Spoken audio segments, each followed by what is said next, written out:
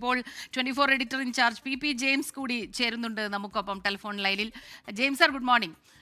നമ്മളെല്ലാവരും ഉറ്റുനോക്കി, ലോകം മുഴുവൻ ഉറ്റുനോക്കിയ ഒരു കൂടിക്കാഴ്ചയാണിത്. പക്ഷേ ഈ പ്രസ് മീറ്റിൽ കാര്യങ്ങൾ പുറത്തു വരുമ്പോൾ ഒരു തീരുമാനവും ഉണ്ടായിട്ടില്ല എന്നുള്ള രീതിയിലാണ്. വളരെ പോസിറ്റീവായിട്ടുള്ള ചർച്ചകൾ നടന്നു എന്ന് ഇരു നേതാക്കളും പറയുമ്പോഴും വ്യക്തമായ ഒന്നും തന്നെ ഉണ്ടായില്ല എന്ന് പറയേണ്ടി വരുമോ?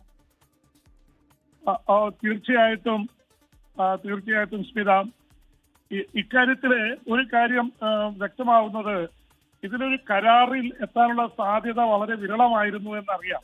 കാരണം 3.5 വർഷമായി നടക്കുന്ന യുദ്ധമാണ്. പല തരങ്ങളിൽ ചർച്ചകൾ നടന്നതാണ്. ഉക്രൈന്റെ സംഘവും അതുപോലെ തന്നെ റഷ്യയുടെ സംഘവും ടർക്കിയിലടക്കം വെച്ച് കണ്ടുമുട്ടിയതാണ്. പക്ഷെ അന്നൊന്നും ഒരു തരത്തിലുള്ള പോസിറ്റീവിലും ഉണ്ടായില്ല. പക്ഷെ ഇതില് ഉണ്ടായിട്ടുള്ള ഒരു പ്രധാനപ്പെട്ടത്, പുരോഗതി ഉണ്ടായിട്ടുണ്ട്. പക്ഷെ we couldn't make a deal എന്നാണ് പറയുന്നത്. ഡീൽ ഉണ്ടാക്കാൻ എളുപ്പമല്ല. കാരണം ഉക്രൈൻ പ്രസിഡന്റ് വോളഡിമിർ സെലൻസ്കിയെയും ഉക്രൈനെയും ഒഴിവാക്കി നിർത്തിയിട്ട് എങ്ങനെയായിരിക്കും ഇങ്ങനെ ഒരു ചർച്ച നടത്തുക എന്നുള്ളൊരു ചോദ്യം ഉണ്ട്.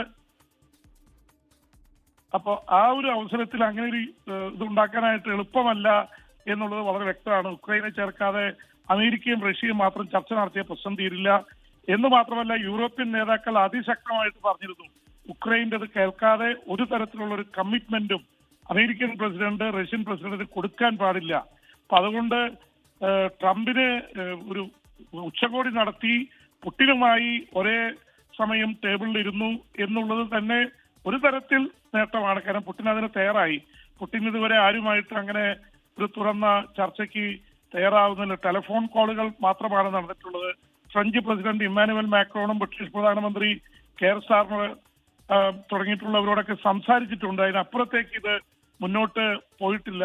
അതുകൊണ്ട് തന്നെ പുടിനെ റഷ്യയിൽ നിന്ന് അമേരിക്കയുടെ മണ്ണിൽ അലാസ്കയിൽ കൊണ്ടുവരാൻ കഴിഞ്ഞതും അവര് ഫ്ലൈറ്റിൽ നിന്ന് ഇറങ്ങിയ പുടിൻ ലിമോയില് യാത്ര ചെയ്തത് ട്രംപിനൊപ്പമാണ്.